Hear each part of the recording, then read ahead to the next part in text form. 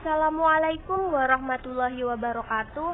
Halo teman-teman semua, jumpa lagi bersama saya. Pada kesempatan kali ini saya akan mereview sebuah jurnal.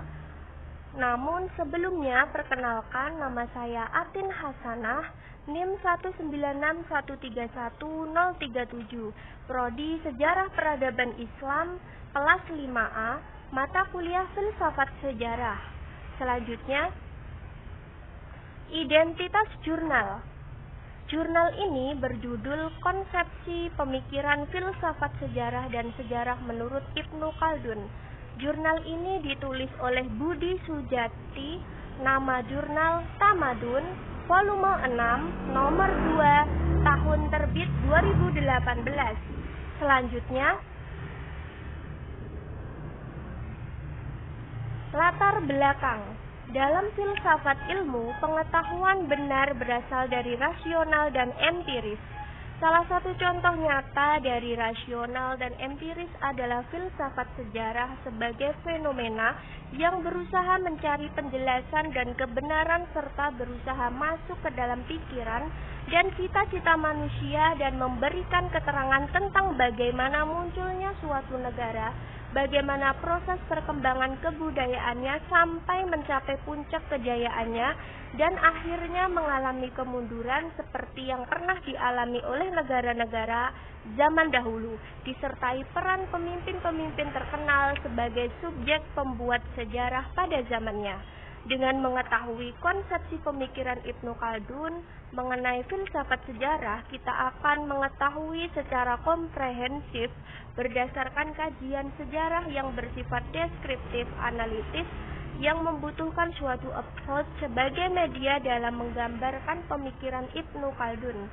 Penggambaran kita mengenai suatu peristiwa yang sangat bergantung pada pendekatan atau approach ialah dari segi mana kita memandangnya, unsur-unsur yang diungkapkan dan lain sebagainya. Hasil pelukisannya akan sangat ditentukan oleh jenis pendekatan yang dipakai. Dalam kasus ini kita akan mampu melihat suatu pola dan alur dari pendekatan filsafat sejarah. Dalam hal ini, pendekatan atau approach filsafat sejarah seperti yang dikatakan oleh Aristoteles telah membagi gerak sejarah dalam 6 bagian, yaitu gerak kejadian, gerak kemusnahan, gerak pertumbuhan, gerak pengurangan atau kemunduran, gerak perpindahan dari satu keadaan ke keadaan yang lain, dan gerak perpindahan dari satu tempat ke tempat yang lain. Selanjutnya, metode penelitian. Penelitian ini menggunakan pendekatan atau approach filsafat sejarah dalam menjawab fenomena-fenomena sejarah yang terjadi di masa lampau, sehingga filsafat menawarkan kekuatan logis dalam sejarah yang bisa menjelaskan bahwa sejarawan bisa mampu menganalisis peristiwa sekarang agar kita bisa terhindar dari kehancuran sebuah peradaban dan bisa menjadikan peristiwa sebelumnya menjadi pelajaran bagi umat manusia agar umat manusia bisa tetap menjaga solidaritas dalam kehidupan di dunia. Selanjutnya,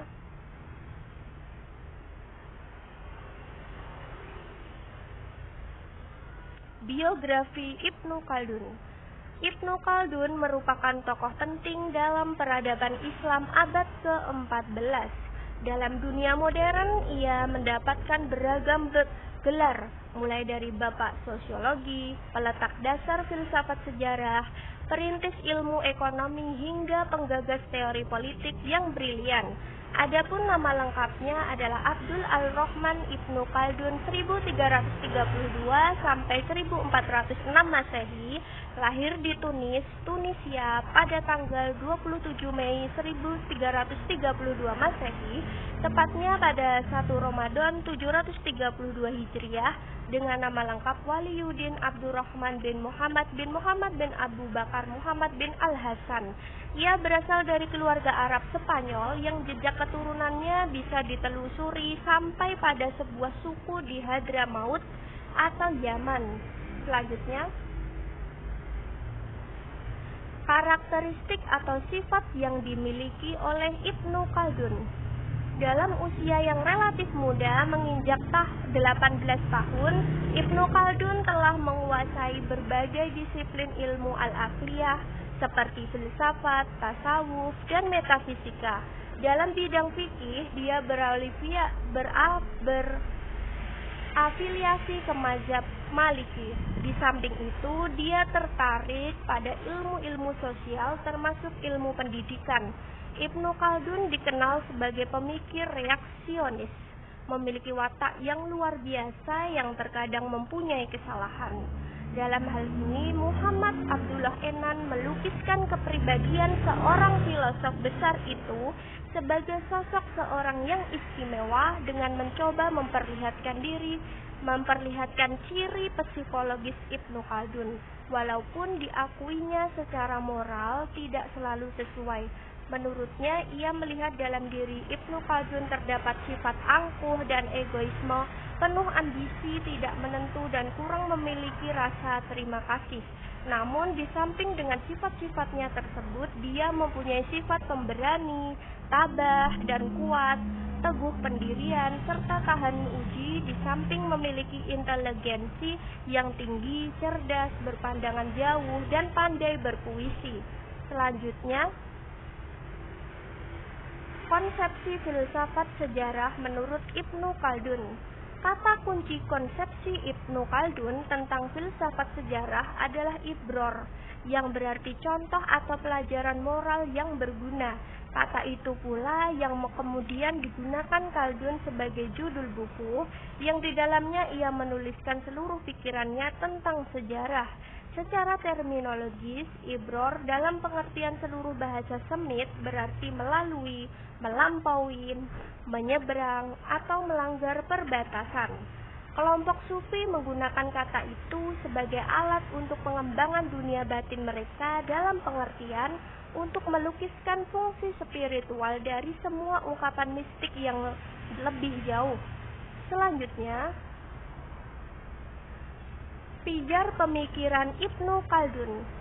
Pikiran yang dibentangkan oleh Ibnu Khaldun di sini adalah juga pikiran yang ditakrifkan oleh aliran Prancis dalam ilmu kemasyarakatan atau sosiologi.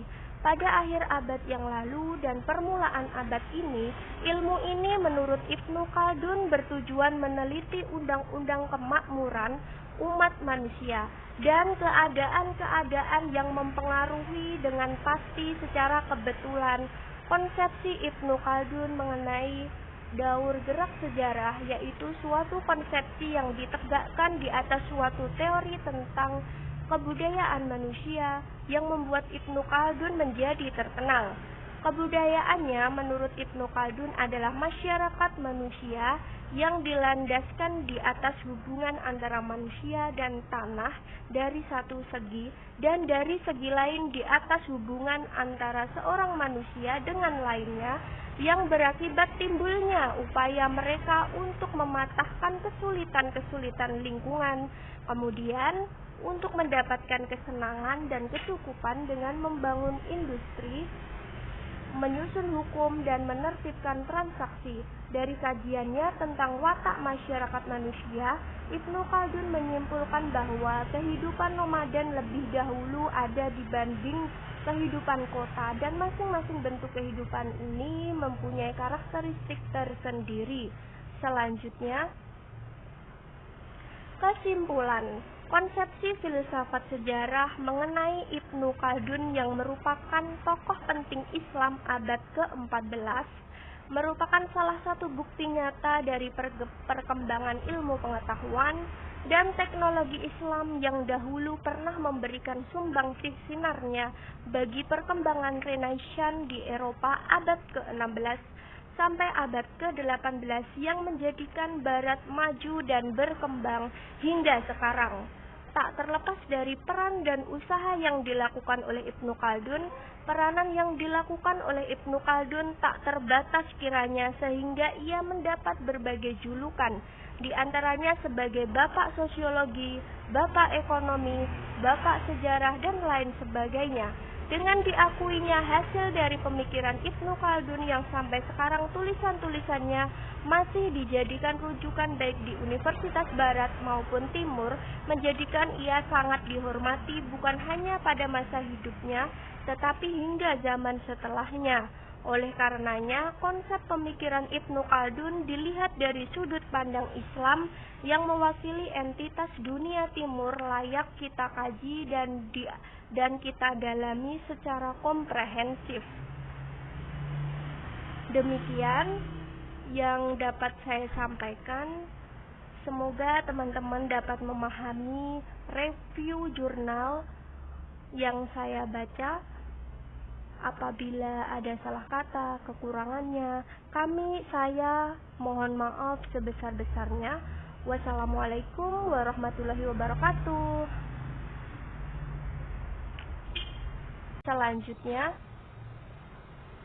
kesimpulan. Konsepsi filsafat sejarah mengenai Ibnu Khaldun yang merupakan tokoh penting Islam abad ke-14 merupakan salah satu bukti nyata dari perkembangan ilmu pengetahuan dan teknologi Islam yang dahulu pernah memberikan sumbangsih sinarnya bagi perkembangan Renaissance di Eropa abad ke-16 sampai abad ke-18 yang menjadikan Barat maju dan berkembang hingga sekarang.